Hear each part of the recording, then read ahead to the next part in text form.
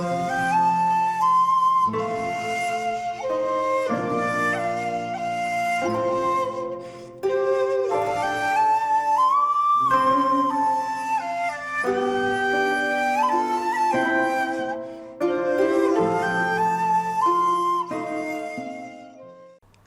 there, this is Solitary Ronin from Solitary Ronin Films, and welcome to the final part, Films 50 to number 1 in my favourite 100 films of all time as of right now. Also, this is my favourite, not what I think are the greatest films. That's a completely different list. And obviously there's going to be films on here that won't be on your favourite list, and perhaps will be on your favourite list. So even though this is ranked, for the first time ever, I've actually ranked my favourite films. This is a soft ranking, but again, as I said in the first part, and hopefully you watched that, numbers 100 to 51, there are kind of definite groups. So from 50 to 26 is a kind of bunch of films, and within that soft ranking, I suppose they're a bit fluid. But then there's 25 to number 11, and again, perhaps a soft ranking, but certainly in that next group. And then my top 10 favourite films. Again, the number 1 favourite film will change, but that group of 10, again, is different from, the group 26 to 50. So that's a long-winded way of trying to explain what these rankings are. Again, I'm not going to fight you for these rankings and definitely say, this film will always be my number 48th favourite film. Certainly it would never be my 47th favourite film. Again, the basis of this list is very silly. But it was a painful, stressful and very interesting exercise to actually sit there and think, would that actually be in this list? So there's films that perhaps you might think are on this list, and perhaps I thought would be on this list, but they haven't actually made it. I mean, granted, they might be at number 102, but this is 100, and this part is 50 to number 1. So let's start with number 50, a film that I saw probably in the mid-90s after it came out, even though I think it was actually later than that. I saw it a while ago, let's put it that way, and then I got the DVD because there wasn't a Blu-ray available, and then there finally was a Blu-ray, but it's only region A.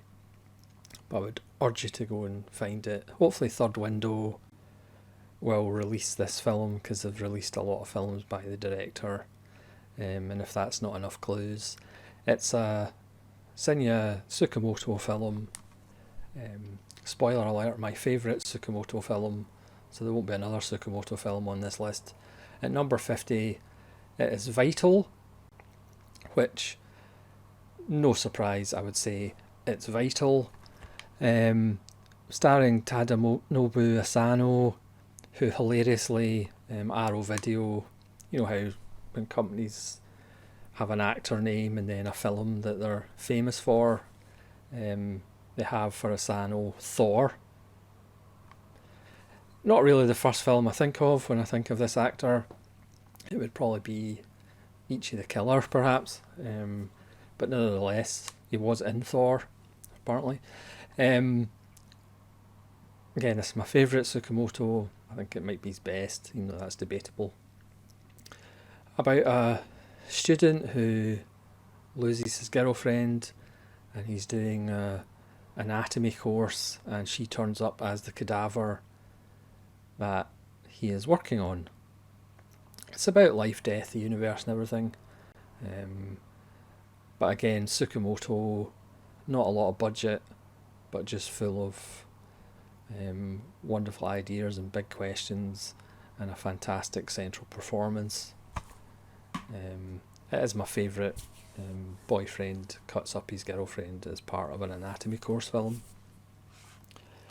Number 49, and if you need evidence that perhaps this isn't the greatest films of all time, just my favourite, Vanishing Point. There is something tremendously zen and nihilistic about Vanishing Point. There is a remake with Viggo Mortensen, which I've never seen, which they change or give the character of Kowalski, the driver, more backstory, more motivation. They change the ending. But this is a 1971 film. Now granted, without Easy Rider, this would have never existed. And the success of Easy Rider, but for me, Easy Rider is nowhere near as good as Vanishing Point. It's got a wonderful score that I have the soundtrack for. Again, as I keep saying, I'm seeing like a broken record, but it's got a fantastic ending. Because how you end a film is very important. It's almost sometimes more important than how you start a film.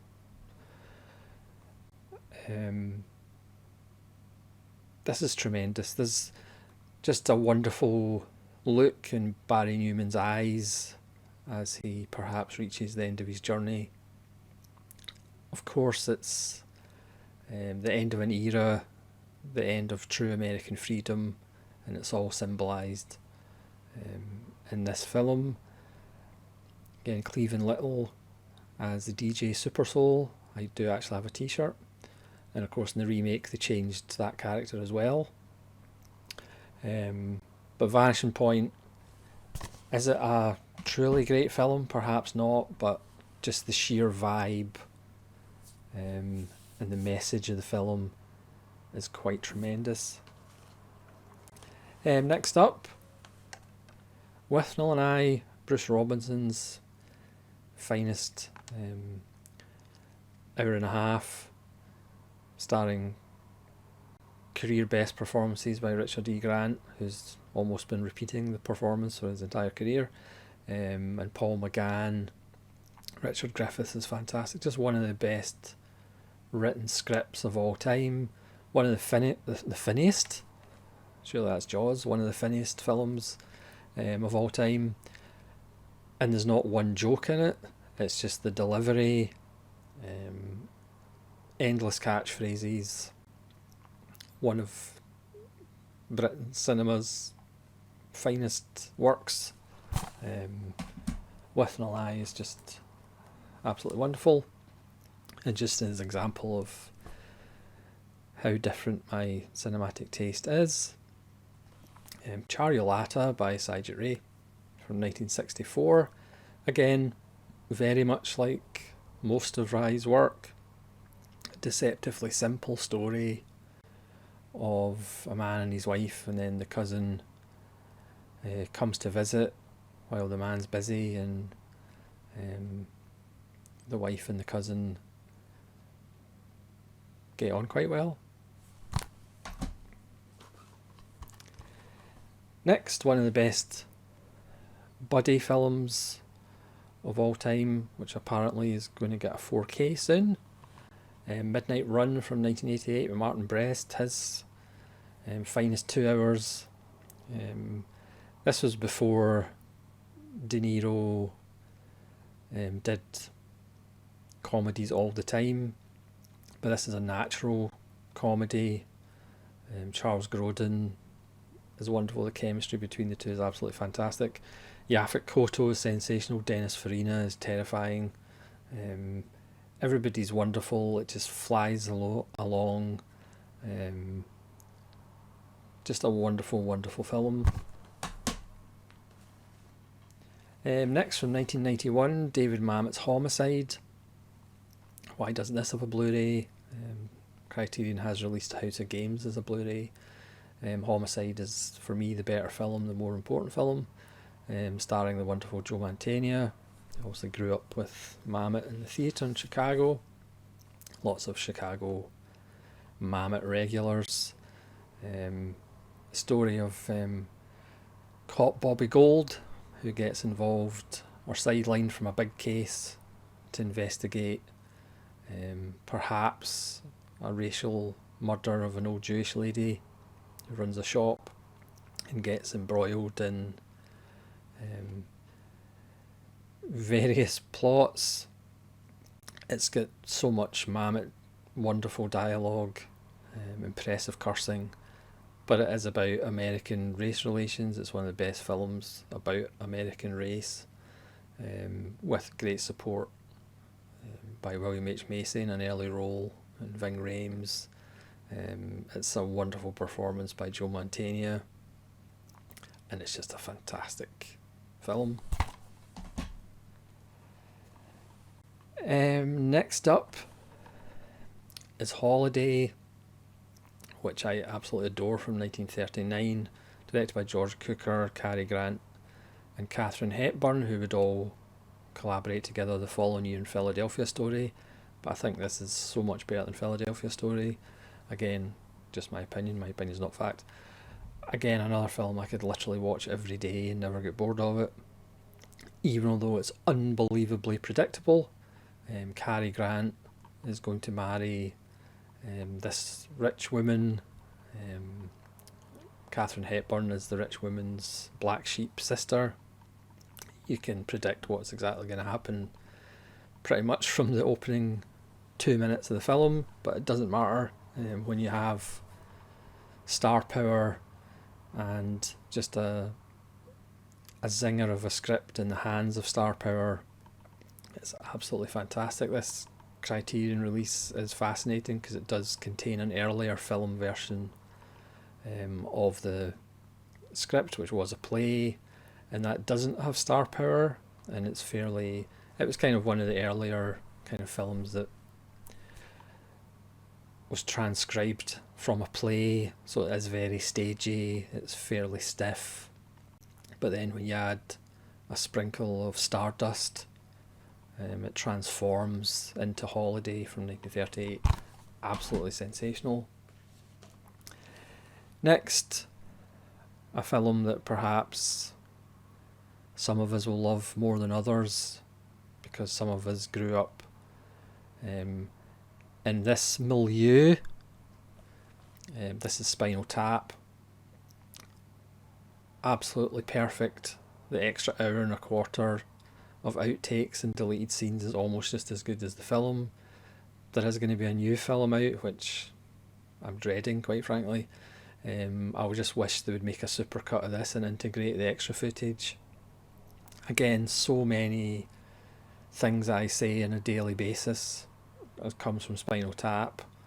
The one, the only mockumentary that's been copied lots of times, sometimes by the same people who did this or starred in this.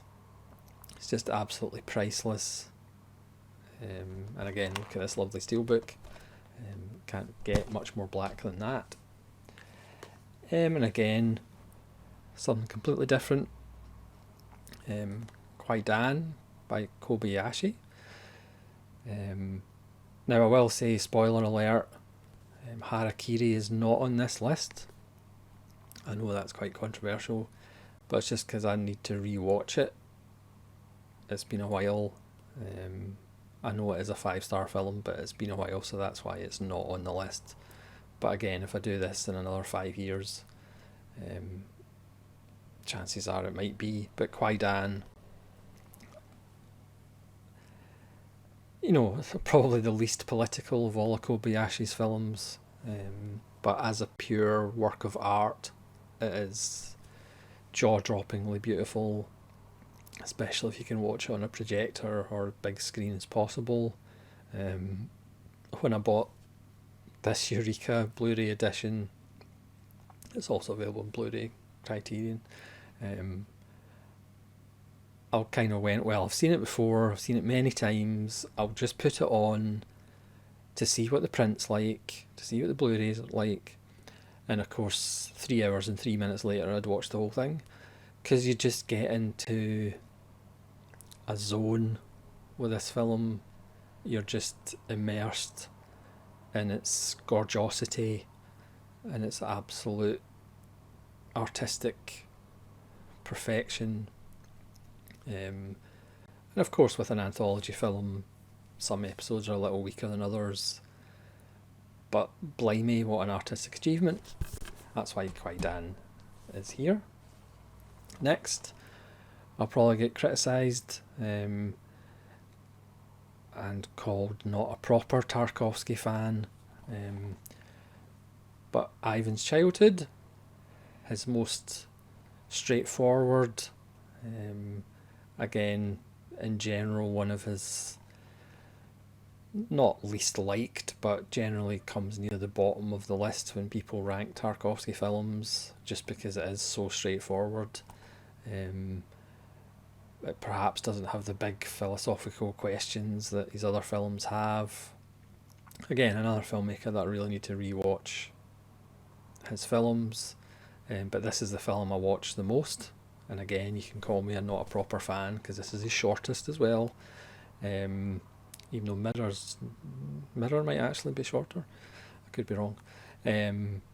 But just beautiful imagery. Again, just a fantastic ending. Obviously, his use of nature is still there that runs through all of his films. So apologies to the hardcore Tarkovsky fans, but Ivan's Childhood. I'll probably get the same abuse for hardcore Bresson fans, but Pickpocket has always been my favourite Bresson, and again you could say it's his most mainstream, because it's part crime investigation, even though it's not really about that at all. As with all Bresson films, it's about the rhythm, it's about getting down to the essence.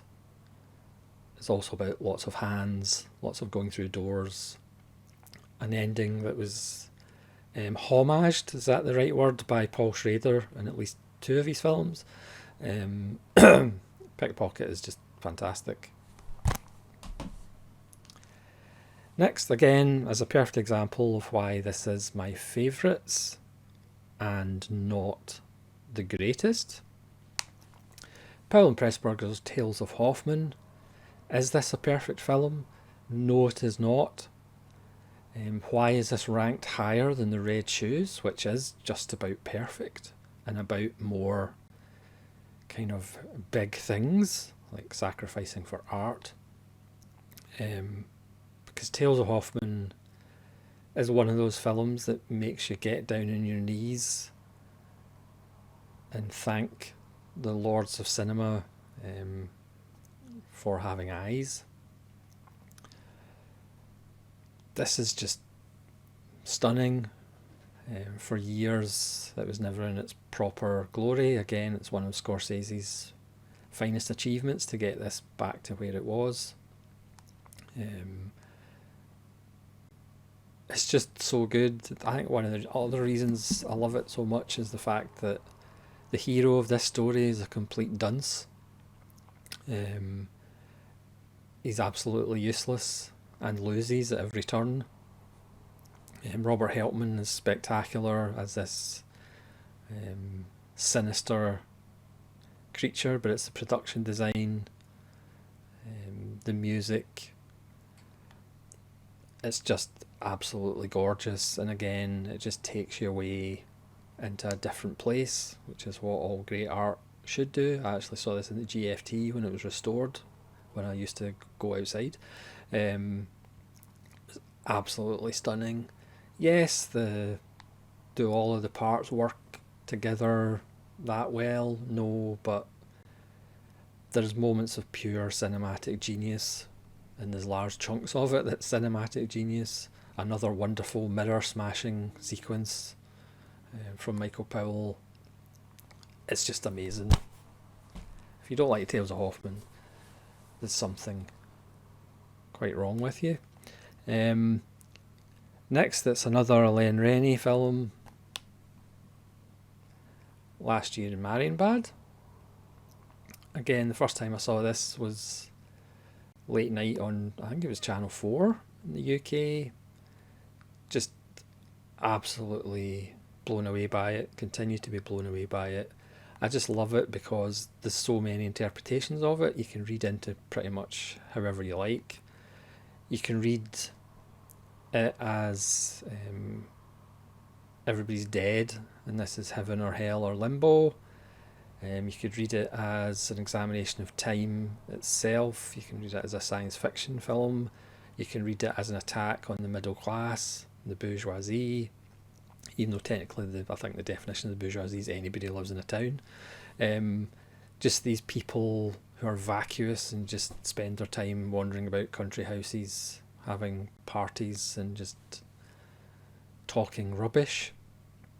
It is one of the greatest edited films where characters turn their head and they're in a different room. It's just mind-blowing. Yes, the score is at times a little bit overbearing, but it's one of those films that doesn't need to have a meaning or a reading. It's just absolutely gorgeous. Hopefully this will get a 4K if it doesn't already. I don't think it does, but it should have a 4K because it's absolutely wonderful, and Delphine Seyrig has never been better. Again, something completely different. 1950, The Gunfighter with Gregory Peck, directed by Henry King. This is a perfect example of those 50s westerns that were about much more than shooty shooty bang bang. It's only 84 minutes long, doesn't need to be any longer. It's just the story of growing old, having a reputation. Everybody wants that reputation, and how do you live with that when you just want to retire, have a quiet life, and live with the mother of your child and the child. Gregory Peck is just wonderful and world weary. I would say I'm not the hugest Gregory Peck fan, but he's fantastic in this. Again, the ending's brilliant. I keep saying it, but the ending is brilliant, and really there's a wonderful sting in the tail. It could almost be a Twilight Zone episode. It's just beautiful, and every long-winded filmmaker should really watch this, not naming names, about how to do an economic film, because as we know, that's one of the many problems with modern cinema. If your film should be 84 minutes, make it 84 minutes, don't make it 128. Next, something completely different again. It's almost as if my tastes as a film fan is just one big potpourri of cinema. It's The Holy Mountain by Jodorowsky. Again, I saw this at the GFT when it was restored, with a group of work colleagues who were all bemused, bewildered, but kind of enjoyed it. Again, another film that you have to see to believe. Watch it on as big a screen as possible. Yes, there's things that people will probably get offended by, but I'm going to say it again, arguably the greatest ending in cinema history, or the greatest ending in regards to having a statement about cinema itself. It's just an amazing film about a spiritual journey to try and find the truth of existence itself, and also a wonderful satire on modern life, which has just become more and more relevant as the days go by. And also it has a character using the tallest toilet in the world. What more do you need to recommend it? Next, my favourite animated film of all time, I believe. The Jungle Book from 1967. This is the gorgeous Mondo steelbook. Now this film, this goes back to my childhood. I do love tigers. One day I hope to be disemboweled and killed by one. This is the greatest villain of all time, Shere Khan, But there are two huge flaws with this film, as much as I adore it. One, Mowgli doesn't get disemboweled and killed by Shere Khan. The closing scene should have really been Shere Khan disemboweling Mowgli and eating his intestines. But for some reason, Disney didn't want to go there. And secondly, Mowgli gives up having talking animals for friends for a little girl who wrinkles her nose at him. Let that sink in. He has a talking bear as a friend, talking wolves as a friend, and a talking Black Panther, not from Oakland, as a friend. And he gives that up for a girl who wrinkles his nose at him. He's going to have to get a job. He'll probably end up getting married, having kids. And he gives up having talking animals as friends. No mortgage. No pension to worry about. No taxes. A talking bear and a talking Black Panther. And talking wolf friends. It's one of the most unbelievable moments in cinema history. But I still love the film despite that. Unbelievable. Next, Ace in the Hole by Billy Wilder. Just fantastic and cynical. As somebody once said about Billy Wilder, he's almost too cynical to believe his cynicism. Kirk Douglas, one of his slimiest and great performances, was once lampooned with a short film, was it called A Big Story, with this huge exaggerated chin. Just absolutely fantastic, and fairly prescient today with the way news companies report the news, report in the widest form of the word.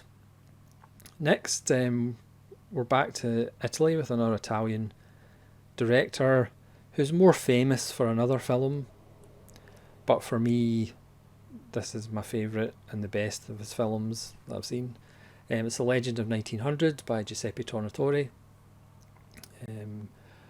Obviously, Cinema Paradiso gets more acclaim and it's got a 4K, but this film is better in my humble opinion, despite the fact, it's complete nonsense. But blimey, it's fantastic. It's got one of Morricone's best scores, and that's saying something, obviously, from the maestro. Tim Roth as a little boy who grows up on an ocean liner, never leaves it, and plays the piano. Yes, it's ridiculous, but the piano duel with Jelly Roll Morton is one of the greatest scenes in cinema history. It's just an absolutely beautiful, beautiful film, even though it's nonsense. But it's just so good. Next, something a little bit different. Another film that I actually saw in the cinema back when I used to go out. Cronenberg's Crash, which for lots of years was unavailable, and now there's about 4 or 5 different releases. Yes, I did get the 4K, because you've kind of got to. The ultimate pushing the envelope film. Critics of Cronenberg would say, oh, he's not very good with endings, but this ending is wonderful. Great performances by everybody, apart from, including the wonderful Elias Koteas. It's just a seminal film, absolutely seminal. I did love seeing it in the cinema because it was during the day. There was a few people there, but probably not many of them were actually Cronenberg fans like myself. They were probably expecting Basic Instinct with cars. It's not that. I think Cronenberg himself said at one point, somebody criticised it for the car crashes don't look like car crashes because they're not in slow motion and they're not it's like, yeah, car accidents don't last for long periods of time. They're over quite quickly because it's two objects going very quickly hitting each other. So if you're expecting that, if you're expecting amazing stunts and slow motion and special effects, it's not that. If you're expecting Basic Instinct with cars, it's not that either. It's just fantastic. Plus, Cronenberg is one of the few directors who make adaptations of people's books and the authors actually like them. Ballard actually said the film's better than the book, and that doesn't happen very often. Next, Taken of Pelham 123, and yes, I recently picked up the 4K, which I wasn't actually thinking the 4K would look that amazing, and yes, it's not quite, it's not jaw-droppingly good, but it is actually a better print than the Blu-ray. Joseph Sargent, one of the quintessential 70s films with the wonderful Walter Matthau and Robert Shaw. It's funny, but it's humour based in reality. It's not forced. The remake is absolutely terrible. Please do not talk about that. But this is just pure gold. The foot is never taken off the pedal at any point. It's just so well done, so well constructed, with two great leading performances, and yes, one of the greatest endings of all time.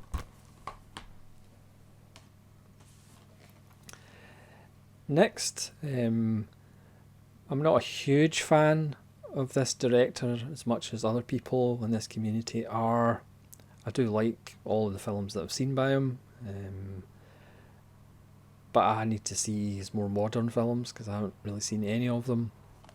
That's Terrence Malick, and this is The Thin Red Line, which came out, I think, there or thereabouts with Saving Private Ryan.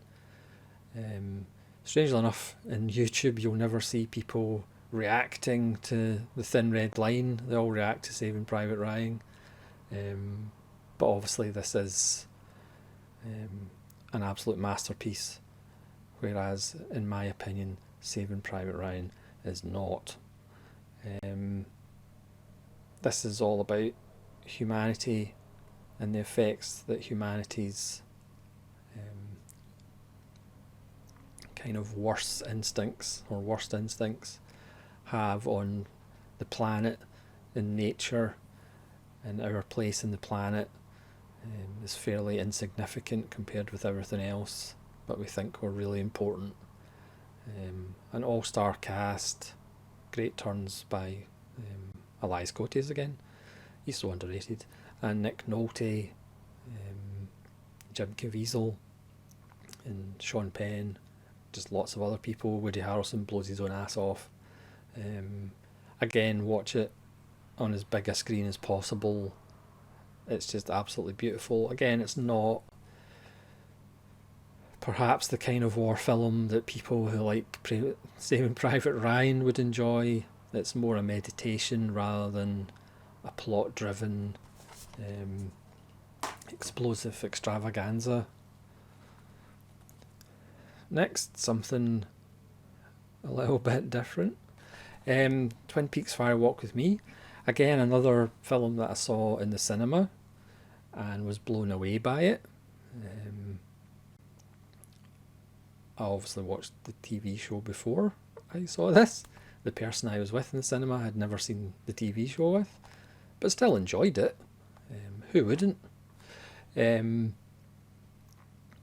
is the film that almost ended Lynch's career. It was absolutely hammered by the critics when it came out. It was hammered by people who enjoyed the kind of soap opera elements of the TV show, but weren't really aware of who David Lynch really was and wasn't aware of his other works. And then they all went to see this and were absolutely confused and disgusted. But again, this film has an amazing score, as you'd expect, by Angelo Badalamenti, who we lost not too long ago. And it's got a huge, big heart. I mean, the ending is quite moving. It's got a huge big heart, even though if that heart has been chopped into and set on fire. Next, another film that took years and years and years, and then more years to get a Blu-ray release. Howard Hawks Bringing Up Baby. This is actually one of the louder screwball comedies. You kind of forget how at times how screwy it really gets. Cary Grant and Katharine Hepburn again. Hepburn does a fantastic Mae West impersonation at one point in the film. It's about leopards and dinosaurs, and it's just absolutely wonderful, and it just has that anarchic energy that the best screwballs have, even though again you might be shocked at how screwy it is. It does get very screwy, and of course Cary Grant goes all gay all of a sudden. Next, arguably my favourite film from the 70s. I think it is really underrated, especially with the two films that the same director made there or thereabouts. It's The Parallax View by Alan Pakula, starring Warren Beatty. Yes, I have the t-shirt.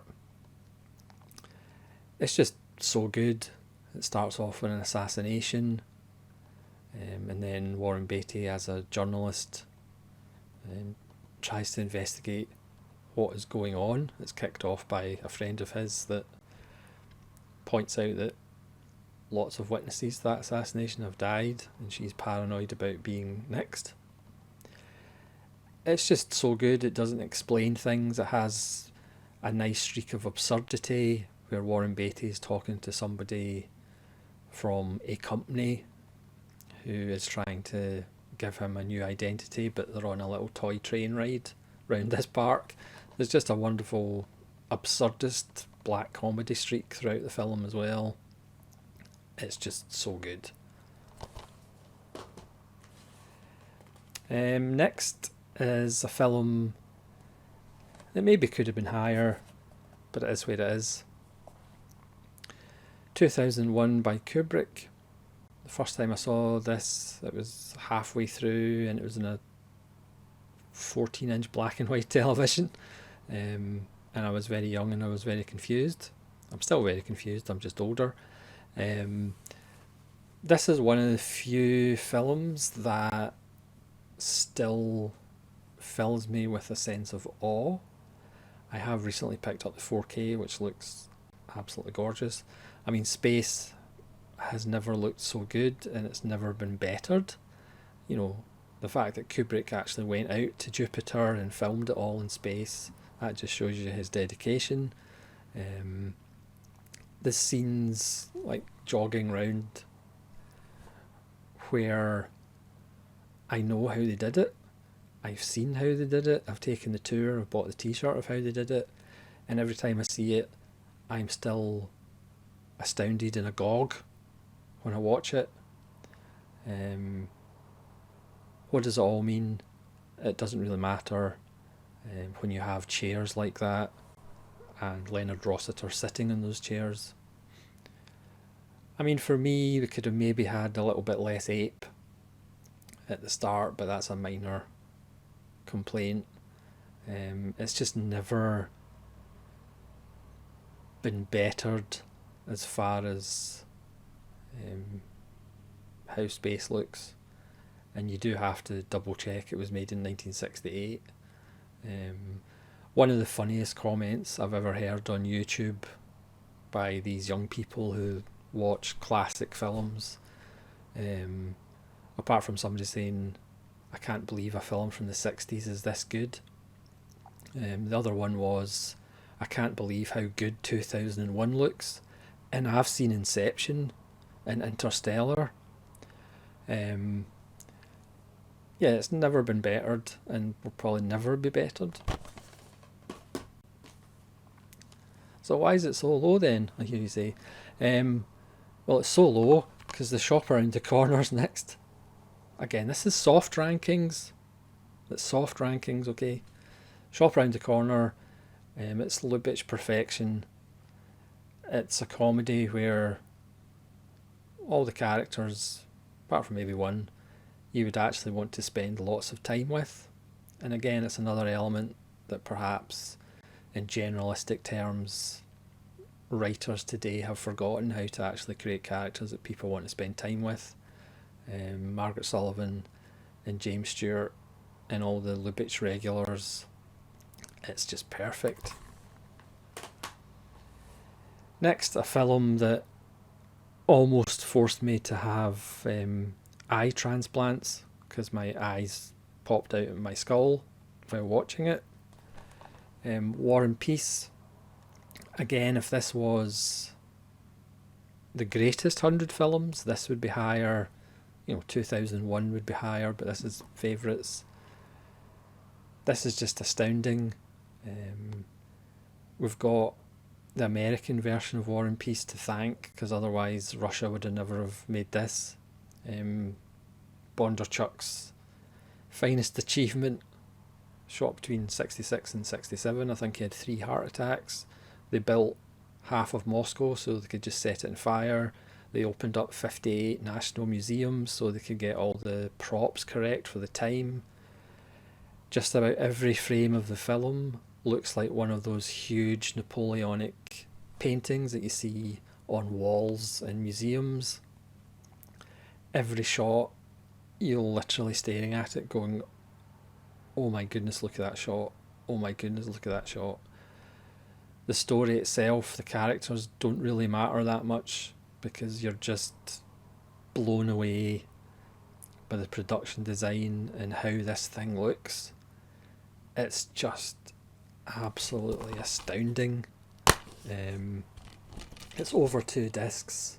It's 422 minutes, but it is absolutely cinematic in every sense of the word.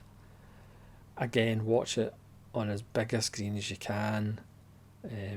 Your life will probably not be the same after seeing it. It's just astounding. Next is a film that's just as astounding but a little bit different. Blue Velvet from 1986.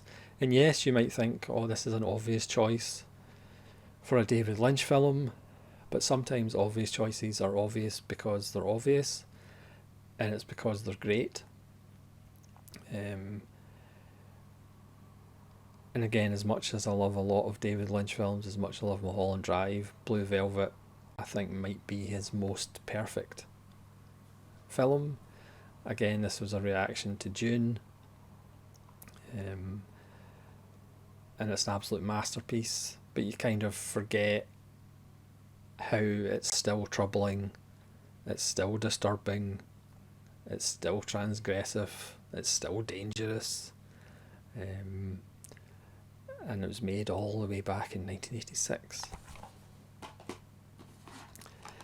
Next, I have to have a Scorsese on the list, and as you all know, it's going to be Age of Innocence, of course, because it's the film you think of when you think of Scorsese. I remember as a person when this came out thinking, because I think this was the film after Goodfellas? No, after Cape Fear? I think it was after Cape Fear in actual fact. And thinking, Scorsese in a costume drama?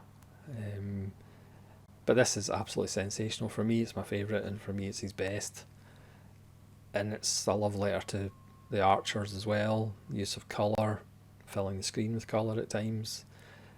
Michelle Pfeiffer is just absolutely brilliant in this. I've never been a huge Michelle Pfeiffer fan until this film. Daniel Day-Lewis is Daniel Day-Lewis. Winona Ryder is really good and fits the character well. It's sumptuous. It's absolutely sumptuous, and it's about not getting what you want, which is something we can all relate to. Just an absolutely marvellous film. Next is another film that, if this was a greatest list, it would be in the argument for number 1, but this is a favourites list. But again, if I do this in 2 years, 5 years, it probably will climb the ladder. It's The Human Condition by Kobayashi. I think many people have commented on the fact that this wasn't in the Sight and Sound top 100, which is just baffling with some of the films that were included. This is the Arrow Special Edition. It is available on Criterion, which I have as well. It's just astounding. Yes, I apologise for taking so long to actually watch it, but it's just absolutely masterful. One character's struggle and journey from being a pacifist to having to fight. Again, he's the hero of the story, but he's not a hero. He makes mistakes. It goes to show that all ideologies are not perfect, to say the least. It's just an amazing achievement. Again, I think, as I've said in videos about it before, it's almost impossible to make a 90-minute film that is as close to perfection, let alone making a 9-hour film or three 3-hour films, however you want to look at it, that are as close to perfection as The Human Condition. Just absolutely stunning stuff. Next, as I check my notes to actually see where the heck we are. Where the heck are we? We're at number 20, so we're getting into the top 20 now. So 20 is every single Melville film. No, it's Army of Shadows, Des Armes d'Ombre. I keep saying I need to get the single Criterion just because I talk about Army of Shadows so much. This is one of the essential box sets, just as a side note. Just so wonderfully bleak, a naturalistic, realistic view of the resistance. It's all grey, there's no black and white. Usually resistance films, it's all about heroes and villains.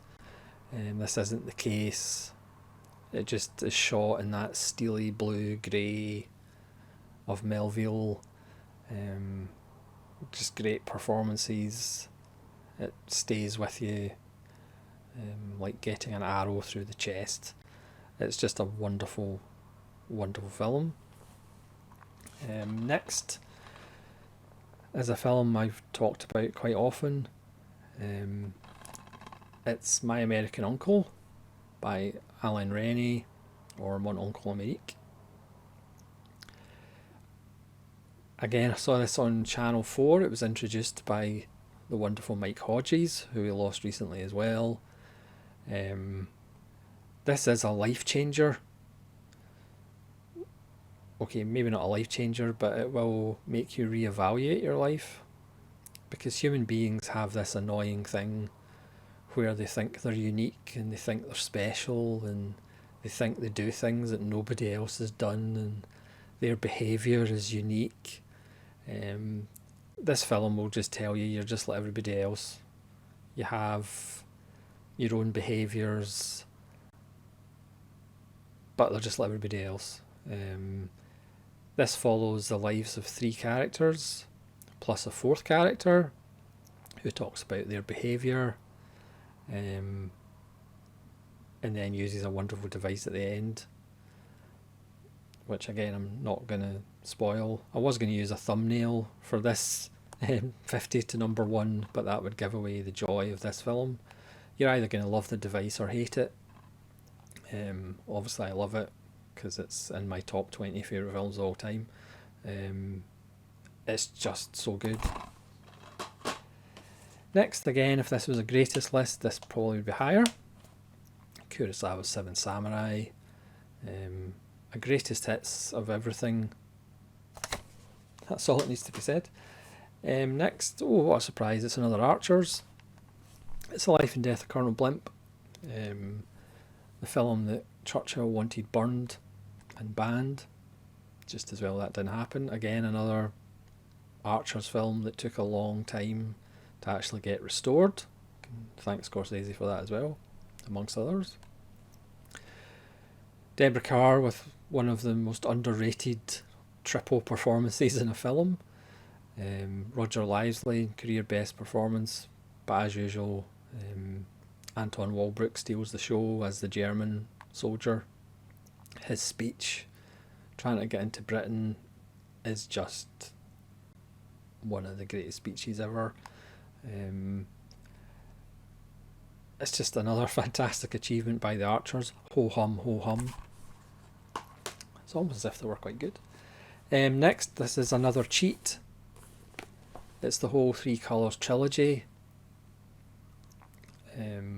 I was just going to put blue and red in the top 100, but white is fantastic as well, so I'm cheating again, just like I did with the Baby Cart, and I've got another cheat coming up, don't worry. Three Colours, just sensational. Apparently this is getting a 4K soon, which of course I will be buying. It was one of the reasons for going 4K. I actually saw red first, and then went back and watched blue and white. Jaw-dropping stuff. You always kind of go, well, white's okay, but then you watch it again and you're in tears by the end.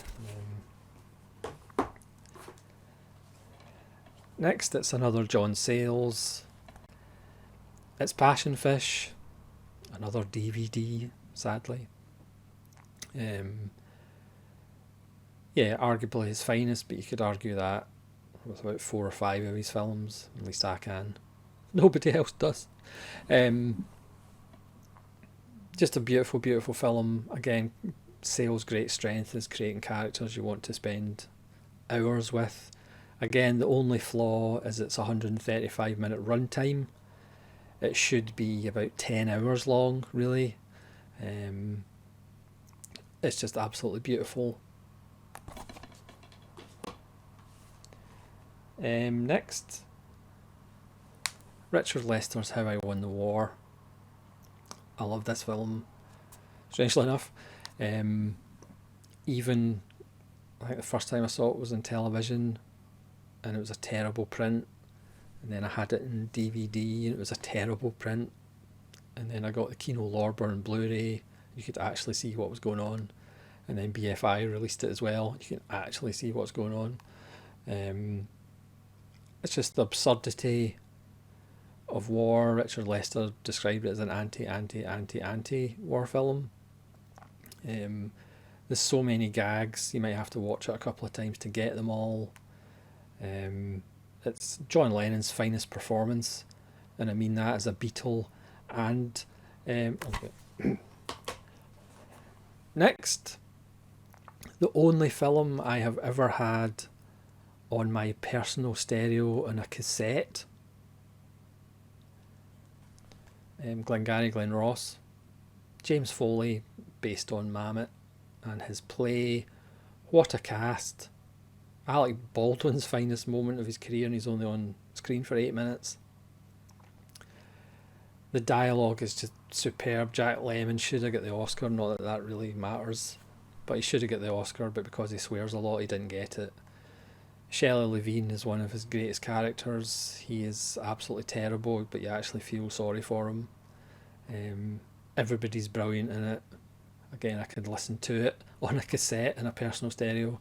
I literally could watch this once a week and never be bored. The dialogue is just, it's like music, even though it's very sweary music. Next, it's another Lubitsch, and it's absolute perfection, but it's bittersweet perfection. It's To Be or Not to Be. Obviously, I'm a huge Carole Lombard fan, if you haven't noticed on the channel before. Sadly, she never got to actually see the release of it. But she is luminous. Jack Benny's fantastic. Everybody's wonderful, all the stock Lubitsch. It's just so good, and it's perfect. It's absolutely perfect. Next, another film that we waited for so long to get on Blu-ray. It had been rumoured to come to Criterion probably for about 10 years. It is the greatest war film of all time. As far as I'm concerned, my opinion is obviously not fact, but there's not a lot of competition. It is Come and See from 1985. I think Criterion knew the importance of releasing this because it's one of the few that are actually Region A and Region B. Yeah, again, I've made videos about this, and I've said before, there's two periods in your life: the time that you haven't seen Come and See, and then the time after seeing Come and See. Because as a society, especially in the mainstream, we do love our war films, we love our violence. We like our war films to say, oh, war's bad, but we kind of like heroes, we like explosions, we like dangerous missions, we like guns, but Come and See has none of that. Come and See just has pure, unadulterated horror. The things you see out the corner of your eye in this film will stay with you for the rest of your life. This character's face as it changes throughout the film, and how he ends up basically as an old man, even though he hasn't actually aged that much in real life. It's just phenomenal. Again, a film that is simply unforgettable, and if this was a greatest 100, this would be near the top as well. Just absolutely brutal, but absolutely unforgettable. And you know, Criterion, sometimes they're hit and miss with their covers, artwork, but I mean, the artwork on Come and See pretty much just sums up Come and See from Revelations. Next, again, I'll probably get hammered by hardcore fans, but Wild Strawberries is my favourite Bergman from 1957. And as I've said before, the older I get, the more emotional I get when I watch Wild Strawberries. It's just a wonderful performance by Victor Sundström. Beautiful cinematography as always by Bergman. About a man looking back in his life as he's away to get an award. It's just absolutely beautiful, and like I say, it's more relevant to me as the years weigh heavily on me like a grand piano on my back. I think we're possibly at the top 10. And again, this is a kind of cut-off point. All of these could perhaps, well, maybe not some of them. A lot of these could maybe be in the consideration for my favourite film of all time, but obviously this is a soft ranking, so they are ranked. Number 10, this film is accused of being camp, and I don't understand it. To me, this is a gritty, almost documentary look at an oppressive regime. I have been to Mongo several times, and I can tell you that it is an accurate description of the regime that Ming ran in Mongo for lots of years. I am talking about, of course, Flash Gordon. This is a perfect example of a filmmaker who wasn't the first choice, and a filmmaker who wasn't interested in the subject, but all he did was create an absolute masterpiece. The wonderful Mike Hodges. Great soundtrack. Max von Sydow is the greatest villain on two legs, obviously outside of Shere Khan. For years, you know, everybody says Darth Vader, but we didn't get to see Ming as a teenager. That's why Ming is the greatest villain of all time on two legs. Just a sensational film, looks amazing on 4K, because obviously this is one of the 4Ks I picked up years before I actually went 4K. I just don't get the accusations that it's camp. I just don't understand it at all. It's really gritty. And if you disagree, I will reincarnate Clytus and get him to come and wave his finger at you. Next, it's Das Ding. A perfect example, again, very much like 12 Angry Men, of how to shoot an ensemble cast. The shot composition of having multiple characters in the frame at one time. The joy of practical special effects. How to do characterization with just how characters react to each other rather than having lots of dialogue. So, for example, Noel's reaction to Bennings asking him to turn the music down. The way everybody pretty much calls everybody by their second name. Even when Gary says, Bennings is his friend, but he doesn't actually use his first name. It's a film that could have had smell-o-vision. It's got a real interesting score by Morricone. It is about disease, it's about suspicion, it's about paranoia. It can be about anything you like, really. The fear of the different, the fear of becoming something else but losing your soul.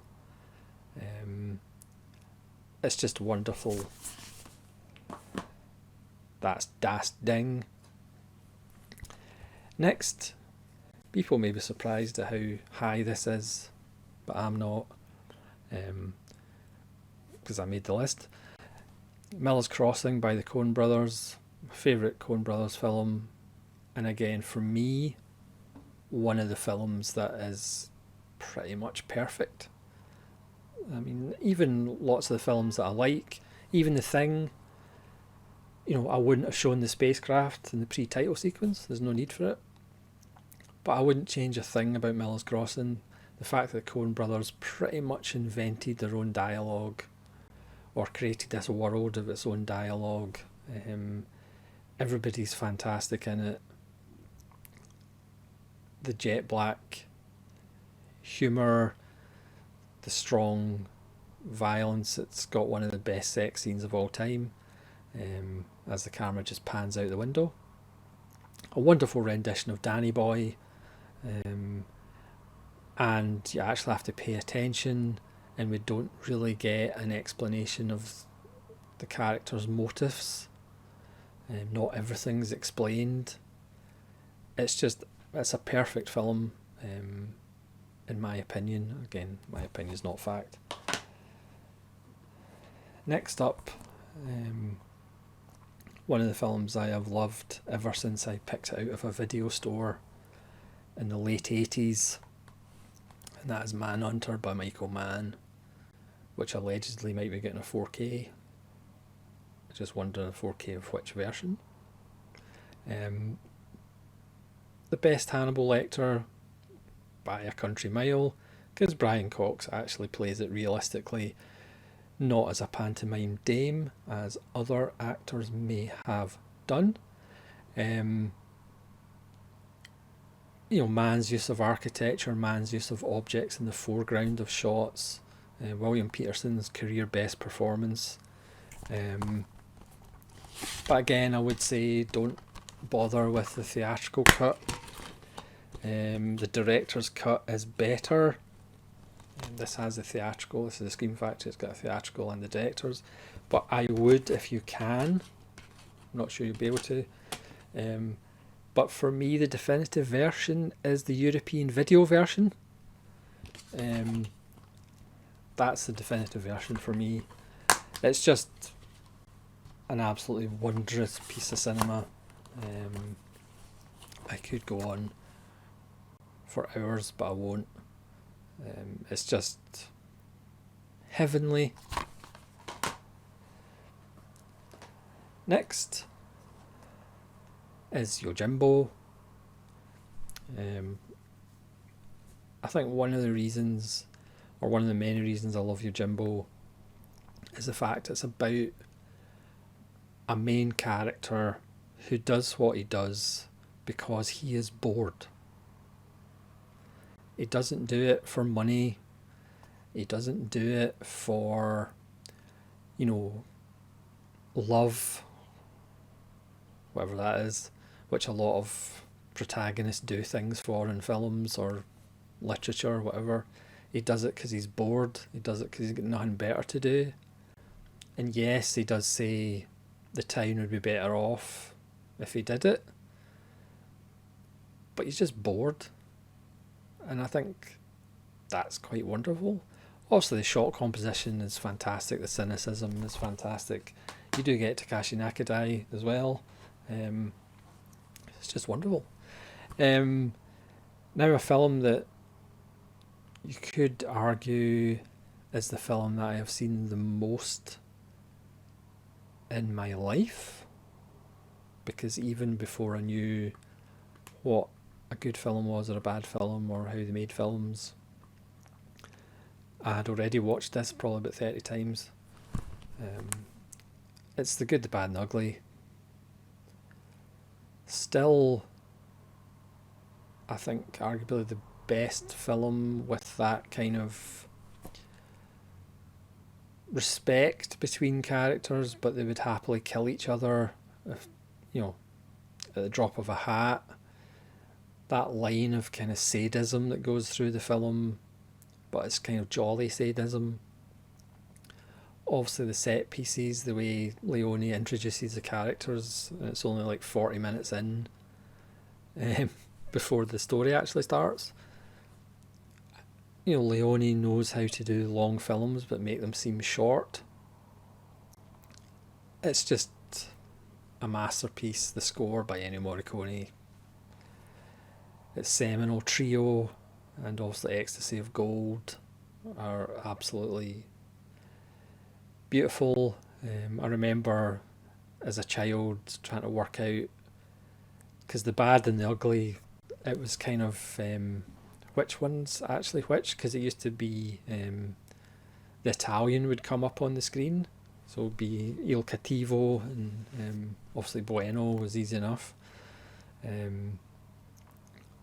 But I don't think it's a mistake that in actual fact The Good has the higher body count than The Bad and the Ugly. The Good actually kills more people than The Bad and the Ugly do, and I don't think that was a mistake, because there's not really that much difference between the three characters, apart from maybe Clint Eastwood gives a dying man a smoke, but he then does steal his poncho. I don't think that's deliberate. Oh, and it's got one of the greatest endings of all time. Quotable dialogue, endlessly quotable dialogue, and it probably is the film that I've watched the most in my life. Next, we're getting to the end, don't worry, if you've made it this far, I congratulate you. It's Black Narcissus. Again, now my favourite Pill and Pressburgers are probably a little bit interchangeable, but Black Narcissus for this list, spoiler alert, has won the day. If you told me, yeah, you'd love a film with nuns set in the Himalayas but all done in the studio, I'd be like, what? But you do get David Farrar's Knees, just an amazing performance of Deborah Kerr, Kathleen Byron, made in 1947, the year before The Red Shoes. Yeah, they did Black Narcissus and The Red Shoes back to back. I might forward the thesis that Powell and Pressburger were actually aliens, because no humans could do what they did. Just a sensational film on every level. And yes, people complain now about certain characters playing certain ethnicities, but nuns having fun film is there's no competition. We're at the top three, and this is another cheat, but I don't really care because it's my list. It's Decalogue by Shizlovsky. Literally monumental. Yes, they're 10 individual TV episodes, but it's one big film to me, and that's why it counts. Kubrick really liked them, so it must be good. The score by Zbigniew Preisner is next level, as most of his work Kieślowski was. The first episode is absolutely devastating, and I really don't like children.